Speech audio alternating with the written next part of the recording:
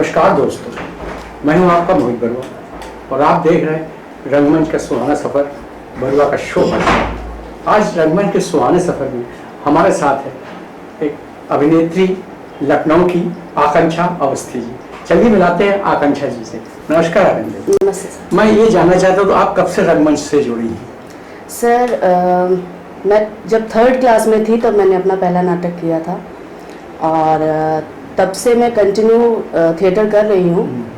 और बीच में केवल 9 to इंटर मैंने थोड़ा गैप लिया था क्योंकि पढ़ाई के लिए, और उसके बाद ग्रेजुएशन से मैंने दोबारा ज्वाइन कर लिया था और तब से लगभग मैं किस साल से आपने रंगमंच शुरू किया?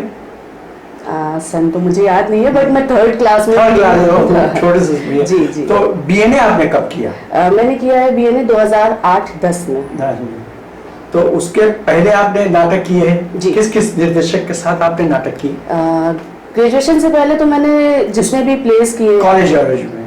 नहीं, मैंने थिएटर प्रॉपर थिएटर किया है। हाँ। प्रोफेशनल थिएटर किया है। हाँ।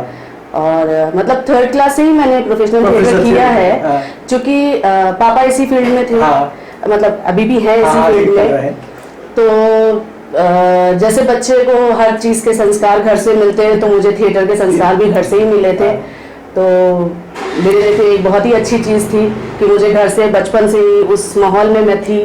जो माहौल लोगों को बाद में बाहर जाके मिलता है, वो मुझे बचपन से ही मिल रहा था। तो वो सारी शिक्षा मुझे थिएटर के घर से ही मिल रही थी। तो शुरुआत भी बचपन से ही हो गई और धीरे धीरे करते तो स्टार्टिंग मैंने जितने भी की है वो पापा के साथ ही की है। और पहला नाटक पापा के साथ कौन सा किया था आपने? पहला नाटक मैंने पापा के साथ किया था, संस्कृत प्ले था वो। नहीं, मृच्छकटिका। उसमें रोसेन जो बेटा होता है उसका रोल प्ले किया था मैंने। और उसके बाद फिर मैंने बच्चों का ही नाटक किया था, पसीना पसीना। वो मैंने पापा के साथ भी किया था और एक हमारे सीनियर बीएनए के उनके साथ भी किया था। दलबीर सिंह नाम है, बब्बी बब्बी करके लोग उन्हें पहचानते हैं। उनके साथ भी किया था वो प्ले मैंने। उसके बाद मैंने बच्चों के प्लेस तो नहीं किए ज़्यादा, लेकिन मैंने बाल फिल्में बहुत की हैं जो दूरदर्शन वगैरह में या ईटीवी वगैरह में फिल्म्स जो बनती थी वो मैंने किया है। उसके बाद फिर 9th में आके रंगमंच से जुड़ गए। हाँ, फिर रंगमंच से जुड़ गई और 9th में आके मैंने गैप किया और ग्रेजुएशन से वापस फिर से रंगमंच पे आ गए। हाँ, तो तभी मैंने पापा के साथ ही स्टार्ट किया। अच्छा। तब मैंने भगवत अच्युतम किया था। वो हिंदी में हुआ था, यम का घोटाला नाम से।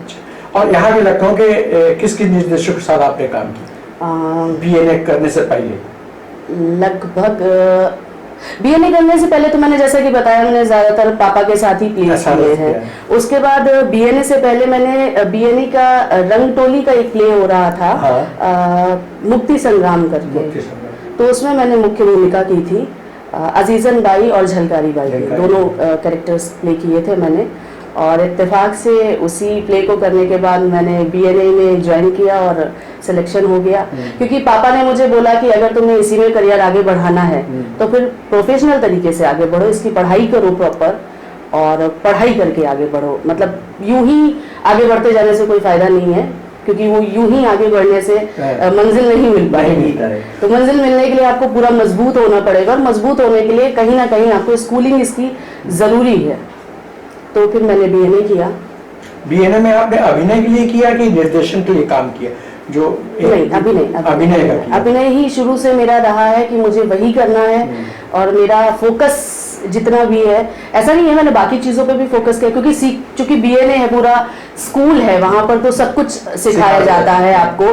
थिएटर से जुड़ी जितनी भी विधाएं हैं सब आपको सारी जानकारियाँ मिलती हैं। तो सीखने के साथ साथ क्या वहाँ पे मंचन भी कराते थे कि खाली सीखने के? नहीं, मंचन होता था। उसमें मंचन में आपने किया है? जी, बिल्कुल किया है मैंने। उसमें मिडसमर नाइट ड्रीम्स किया है और गोस्ट किया है।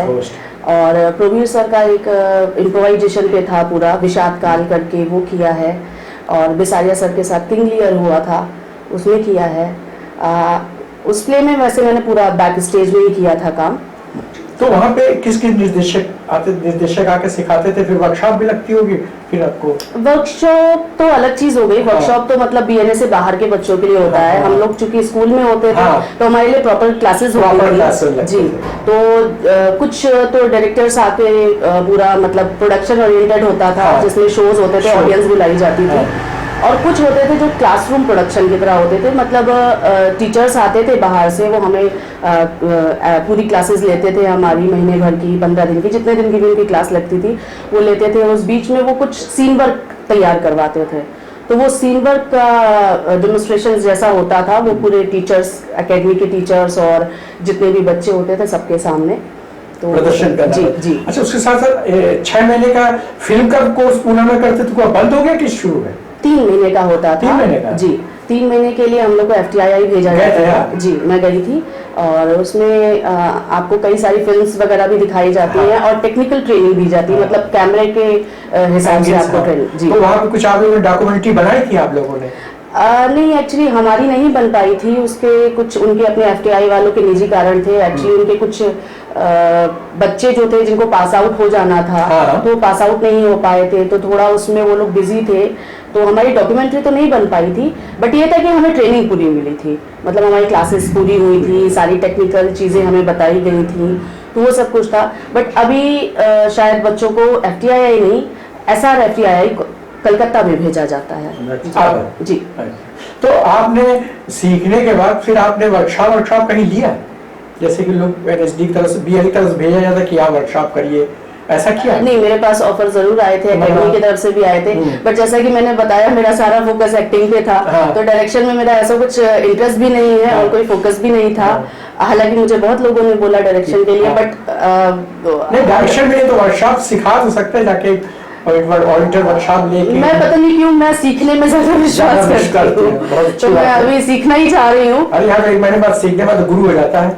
आप तो अच्छी बात है, सीख ही रही हैं।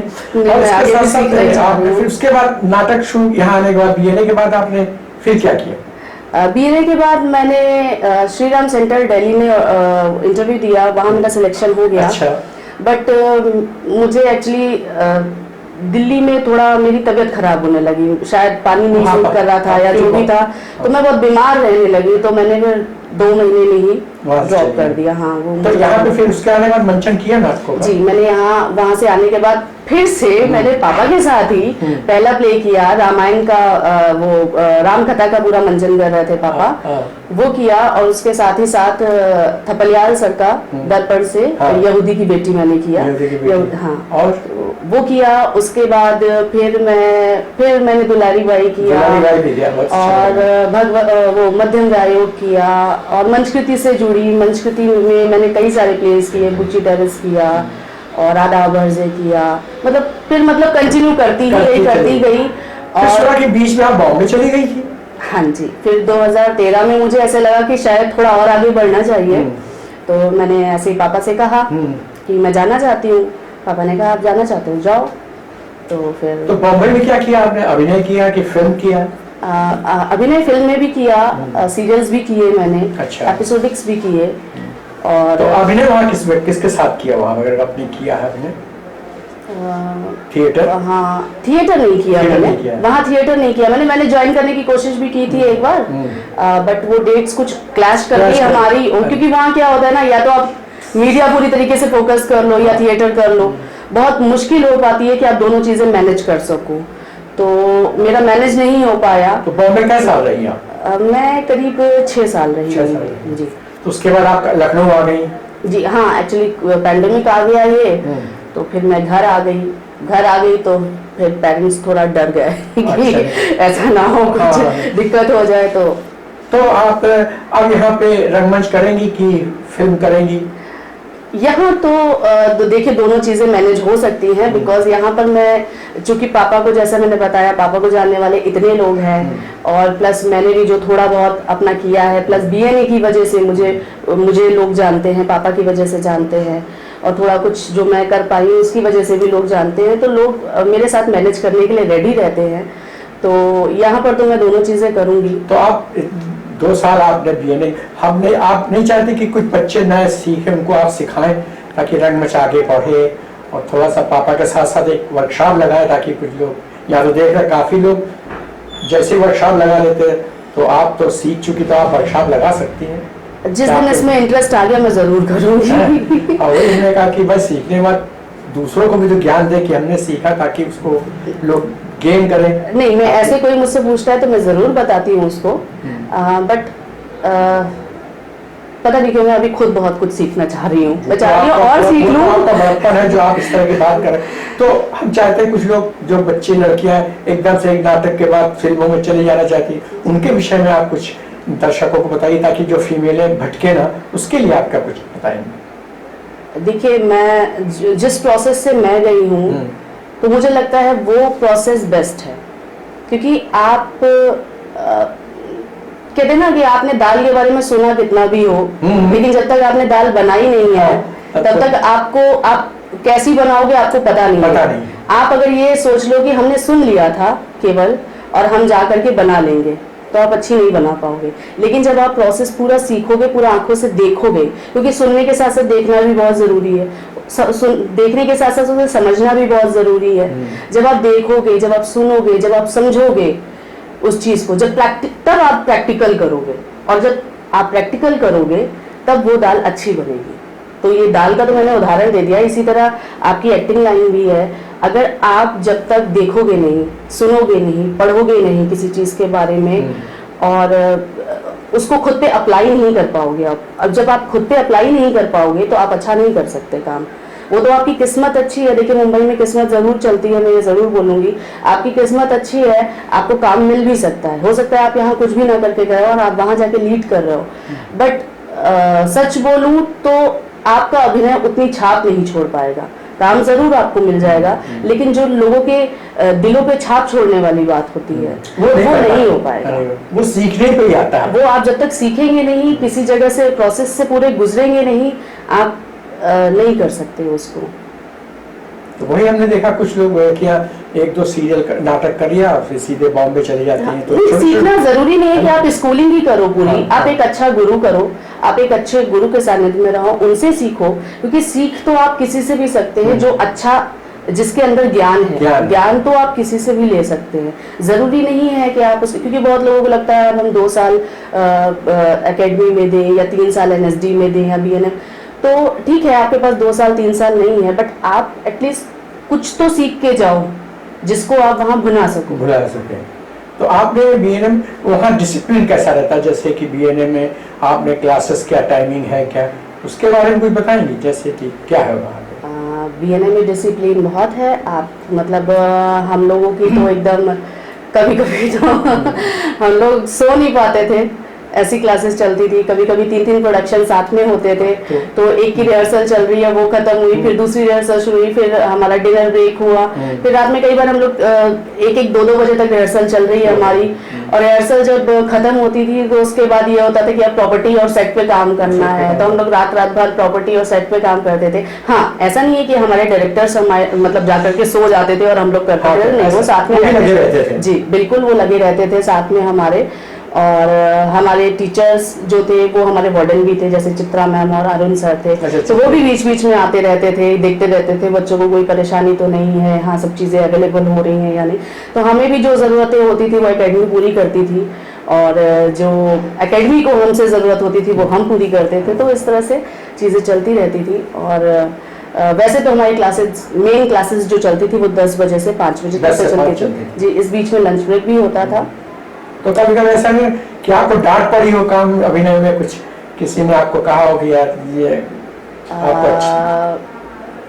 एक बार सत्या सर गुस्सा आ गए थे मुझसे। एक्चुअली मेरी तबीयत खराब थी और उसमें मुझे गुस्सा करने वाला रोल था। और जी, मैं मेरे बैचमेट के साथ थी और वो मुझसे बहुत लंबा है, तो वो इतना लंबा था और मुझे उसको पकड़ना होता था ऐसे करके, और मतलब उसके कॉलर के पास पकड़ के उसको, चूंकि उसने मेरे प्रेमी को कहीं छुपा दिया होता, तो मैं उसके बारे में पूछ रही हूँ और बहुत गुस्से में हूँ, तो उसको मुझे कॉलर पकड़ना होता था। तो वो लेट जाता था, इतना ज्यादा लंबा था कि मैं उसके कॉलर तक पहुंच नहीं पाती थी, तो मैं उसकी थाई पे चढ़ जाती थी और थाई पे चढ़ के फिर मैं उसको पकड़ती थी।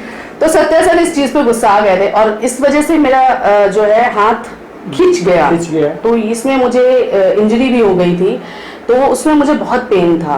तो उस पेन के कारण मेरे मुंह से आवाज़ ही नहीं निकल रही थी, क्योंकि जैसे ही मैं उसको पकड़ रही थी तो मुझे बहुत पेन हो रहा था, तो मेरी आवाज़ नहीं निकल रही थी। तो सत्या सर बहुत गुस्सा आ गए थे कि तुम ऐसे कर रही हो, वैसे कर रही हो, ये वो। उन्होंने मुझे बहुत डांटा और मुझे लिटरली बहुत बुरा भी लगा कि फर्स्ट टाइम मुझे ऐसा हुआ कि किसी ने इतने लोगों के सामने डांट दिया, और मैं रोई भी बहुत। लेकिन शायद उनका डांटना बहुत अच्छा था। और उसके बाद वो सीन बहुत बढ़िया हुआ, और जिसकी तारीफ उन्होंने खुद भी की, और फिर उसके बाद वो सीन निकल गया अच्छे से। सुना कर पैर में तकलीफ हो गई कि शूट वूट में किस समय?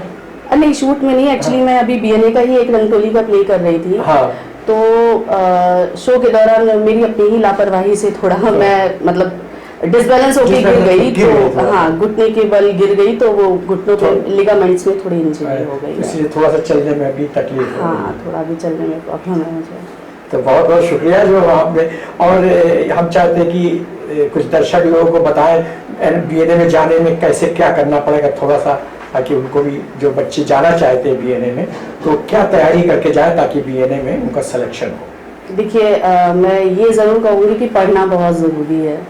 आप जितना ज़्यादा पढ़ेंगे आप उतना ज़्यादा सीखेंगे।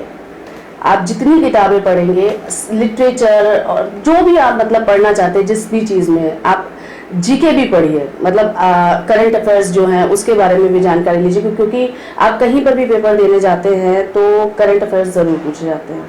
तो मे भी हो सकता है आपसे वहाँ पर भी पूछे जाएं, हमारे समय में आए थे। और बाकी आप साहित्य पढ़िए, जितनी ज़्यादा किताबें, जितने राइटर्स को पढ़ सकते हैं, अच्छे अच्छे राइटर्स हैं, उनको पढ़िए। और पढ़ने के बाद साथ साथ आप देखने की भी आदत डालिए, प्लेज देखिए, वो नाटक तो देखिए ही देखिए जो बहुत अच्छे हो रहे हैं, लेकिन उन्हें भी देखिए जो बिल्कुल अच्छे नहीं हो रहे हैं।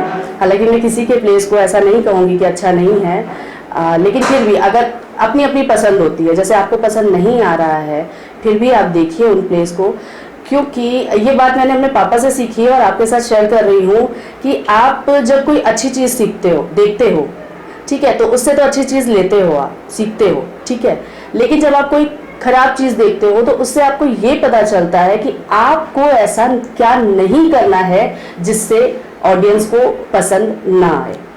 तो इसलिए देखना बहुत ज़रूरी है, पढ़ना बहुत ज़रूरी है, सुनना बहुत ज़रूरी है। तो ये सब चीज़ें ज़रूर कीजिए आप, और अच्छी चीज़ भी देखिए, और जो चीज़ अच्छी नहीं लग रही है उसे तो ज़रूर देखिए, क्योंकि उससे आपको ये पता चलेगा कि आपको क्या नहीं करना है जिससे ऑडियंस बोर हो।